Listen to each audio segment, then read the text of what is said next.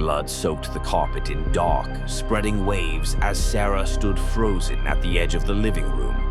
Her breath was shallow, a slow trickle of disbelief crawling through her mind. The body before her was familiar, too familiar, but it didn't register. She should have been screaming, should have been running, but all she could do was stare at the lifeless form on the floor. "Not again," she whispered to herself, her voice raw, almost broken. The clock on the wall ticked steadily, each second loud, menacing like a countdown. But it wasn't a countdown, she had already failed. The knife in her hand felt heavy, like it had been there for hours, maybe days. She didn't know anymore. She never knew. She had done this before. She had murdered him before. A sharp, twisting pain shot through her chest. Her eyes were starting to sting with tears, but she couldn't look away. The blood was still pooling around him, soaking into the fibers of the carpet. He was gone, just like always. And yet, somehow, this time felt different. Was it déjà vu, or had she been here before? Her mind, foggy and tangled, tried to piece it together, but the memories were like shattered glass, impossible to reconstruct. She didn't want to be here anymore, but there was no way out. 3 minutes earlier, the door slammed open and Sarah stepped into the room, breathing heavily, her heart racing. It was supposed to be different this time. This time, she wouldn't fall into the same trap, wouldn't make the same mistake. "Dan," she called out, her voice breaking with the weight of the night's terror. But the room was silent, save for the rhythmic ticking of the old clock. She could see the shadow of his form just ahead, slumped over the couch. Was he sleeping? No, not this time. The flicker of a memory sparked in her mind, brief and sharp. The door, the knife, his body falling. No, she couldn't let it happen again. She wasn't going to make the same mistake. She moved towards him, her breath heavy. But as she reached out to shake him, her own reflection in the window startled her. Her eyes, wide, panicked, bloodshot. Her hands trembling. Why was she so afraid? Then it hit her like a cold wave crashing over her.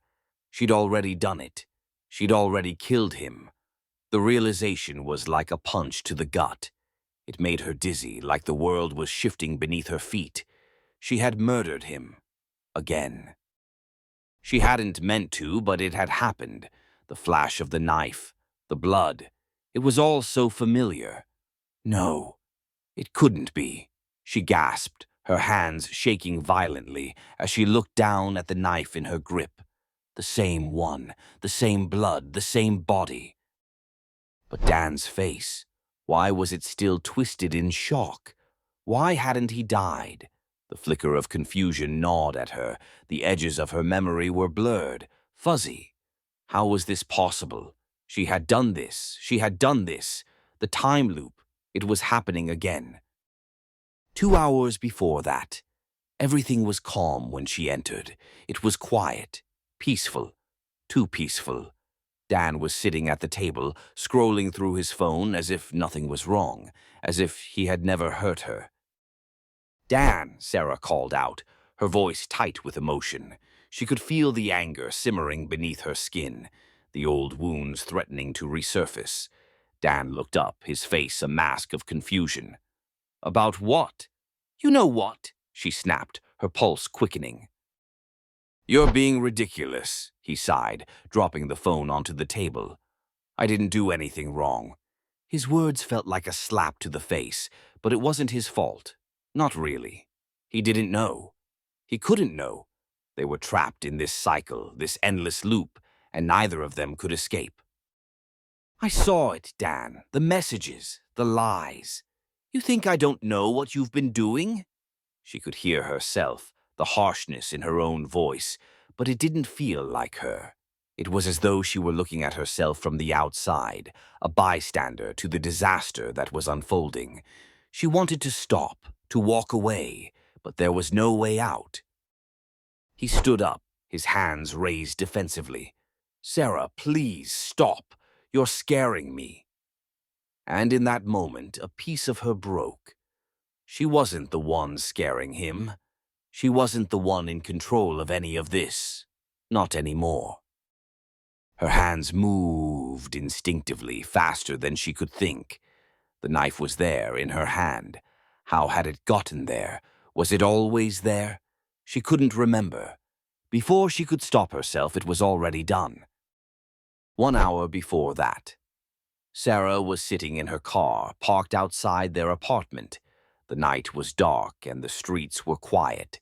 She felt something building inside her, a pressure, an unease she couldn't shake. The weight of the moment was crushing her chest. She could feel the cold sweat pooling at the back of her neck, could taste the fear in the back of her throat. She had been here before, in this car, this moment. It was the same, and she didn't know how to stop it. She reached for her phone, her fingers trembling as she unlocked it. Dan had texted her earlier that day. "I'll be home late, don't wait up." Her heart raced as she stared at the message, wondering why it felt so strange. It wasn't a new message, yet it felt wrong. Everything felt wrong. It had always been wrong. Then she saw it. An old message from Dan, one she had never seen before. "I'm sorry, it was never supposed to happen this way." The words sent a jolt through her chest, as if they had just been written. They were the last words he had said to her before everything turned dark. The last thing she remembered. The last thing she wanted to remember.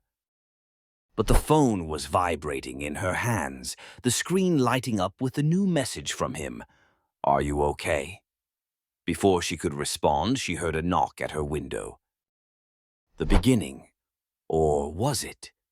The clock showed 7:45 p.m. when Sarah opened her eyes, the soft glow of the lamp beside the bed casting an eerie light across the room. Her head was spinning. The air was thick with a sense of dread, but she didn't understand why. She sat up, taking in her surroundings, the familiar scent of the apartment, the worn furniture, the stillness in the air. But something was off, something she couldn't quite place. Her phone buzzed on the nightstand and she reached for it instinctively. A text from Dan. "I'll be home late, don't wait up." Her fingers hovered over the screen. Was she supposed to feel relieved? She didn't know. There was an unease gnawing at her.